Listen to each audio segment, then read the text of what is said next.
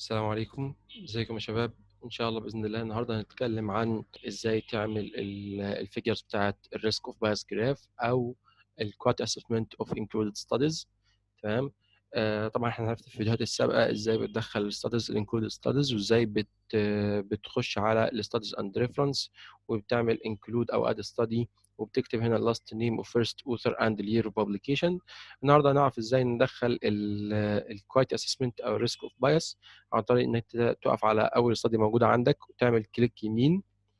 تمام، هيطلع لك edit study characteristic. هتدخل الستاتس كاركترستيك اللي مطلوب منك. طبعا شايفين هنا قدامكم التيبل اللي موجود قدامكم، ده هو ده التيبل اللي انا محتاجه وده اللي انا هشتغل عليه واللي هيكون شغلي كله موجود عليه.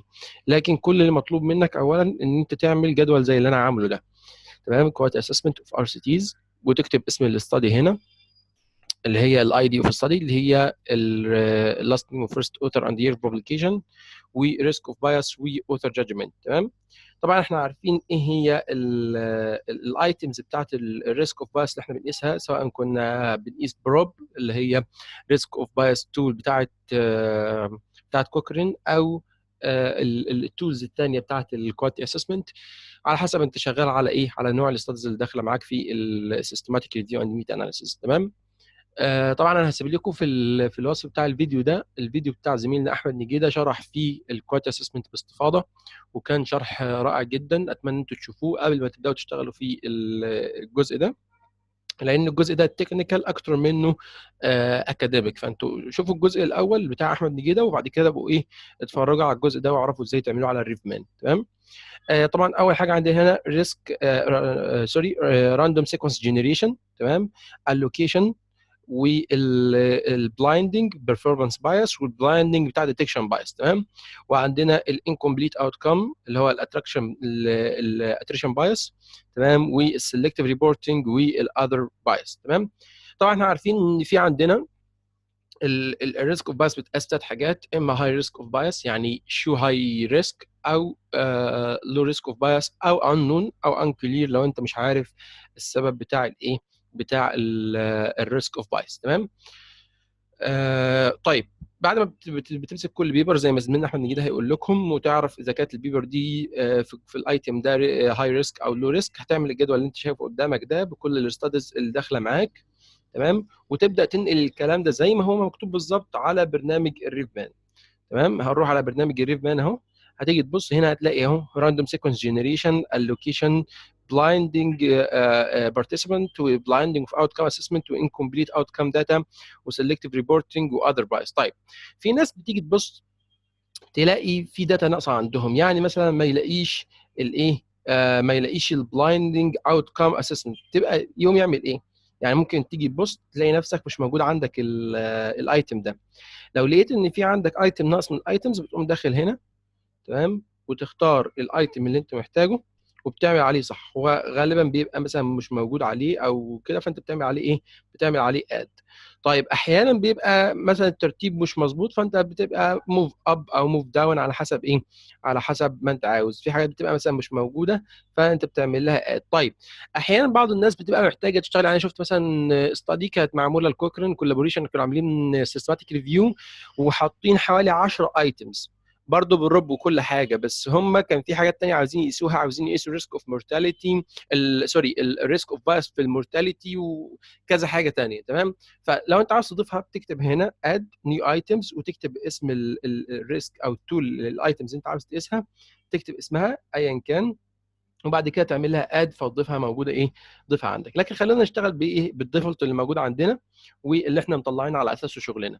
هتيجي تبص هتلاقي اول استادي عندك اللي هي الهاف 2000. تمام. الاستادي اللي هي هاف 2000.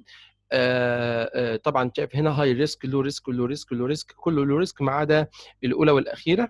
فبنفس الطريقه كده انت تيجي هنا وتعمل هاي ريسك، هاي ريسك. تمام. ودول كلهم هيبقوا لو ريسك.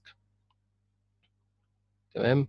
لو ريسك، ودي لو ريسك، لو ريسك ودي انكلير. تمام.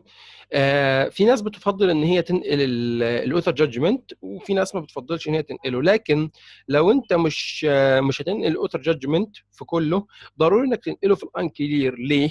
لانك لو ما نقلتوش في الانكلير بيطلع لك اللون بتاع الانكلير في الفيجر، بيطلع له لون يلو كده او اصفر، ما بيبقاش لون محبب قوي في شكل الفيجر. تمام. لو انت بالنسبه لك تمام مفيش مشكله، انما انت شايف ان اللون مش عاجبك او مش كويس، هتيجي تكتب هنا في الاذر بايس ايه السبب بتاع الانكلير، او انت ليه مش عارف تطلع اي حاجه من هنا. بس وتكتب الجزء اللي انت عاوز تكتبه، بحيث ان انت تشيل اللون الاصفر وتحول لون ابيض، بيبقى اكسبتبل شويه. تمام. كده احنا دخلنا اول ستادي اللي هي هاف 2000. بعد كده عندنا تاني ستادي اللي هي كيلي. تمام. لو ريسك، كله لو ريسك ما عدا اخر واحده انكلير. تمام. طبعا انا مش هعمل كله، بس انا هعمل جزء معين عشان اديكم مثال اهو. لو ريسك، لو ريسك، لو ريسك ودي انكلير. تمام. وبعد كده آه كريسي او كريسكي. تمام. دي هاي ريسك انكلير، والباقي كله لو ريسك، والاخيره هاي ريسك. يبقى دي هاي ريسك انكلير، لو ريسك، لو ريسك، لو ريسك، لو ريسك، ودي هاي ريسك. تمام.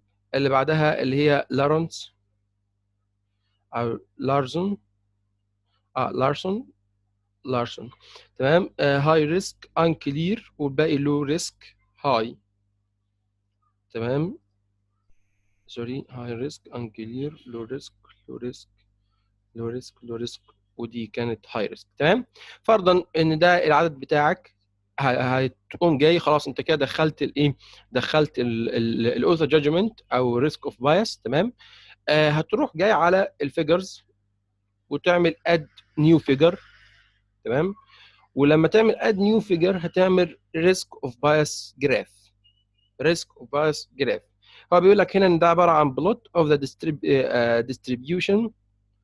تمام. distribution of review author judgment across studies for each risk of bias item. تمام.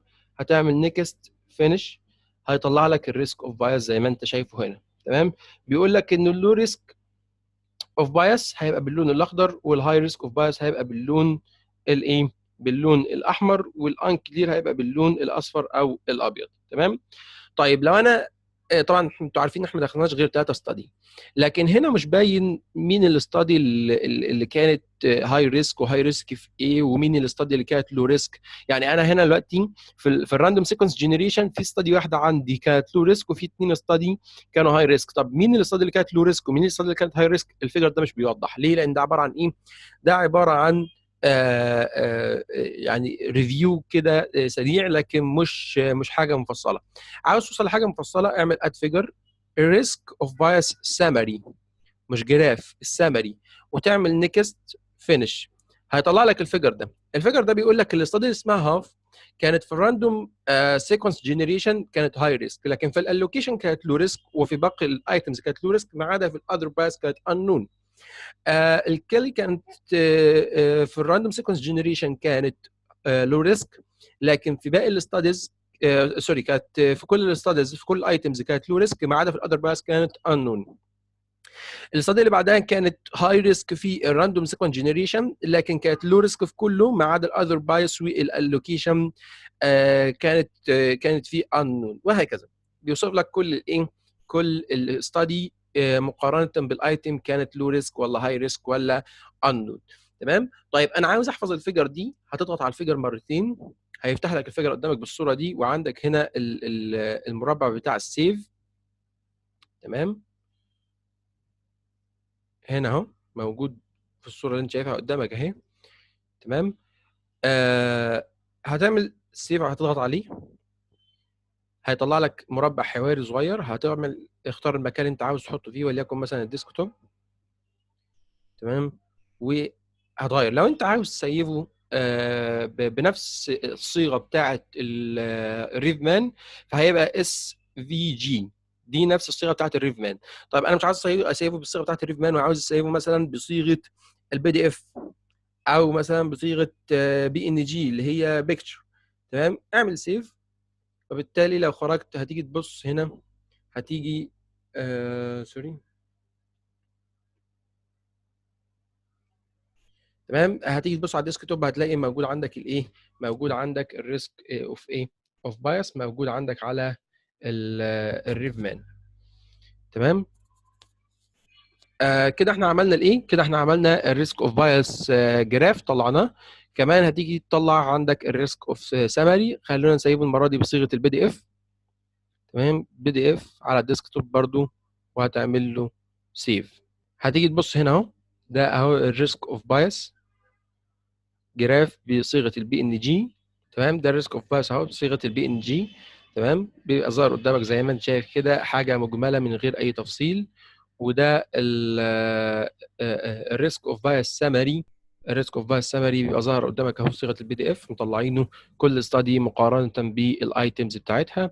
وبكده تبقى انت عرفت ازاي تطلع الريسك اوف بايس جراف والريسك اوف بايس سمري، وتعمل التيبلز بتاعه الكواليتي اسسمنت. واتمنى ان انتوا تراجعوا الفيديو بتاع زميلنا احمد نجيده قبل ما تتفرجوا على الفيديو ده، لان هتلاقوا فيه فايده كبيره جدا. انا هحطه ان شاء الله في الوصف بتاع الفيديو ده. وبالتوفيق للجميع ان شاء الله.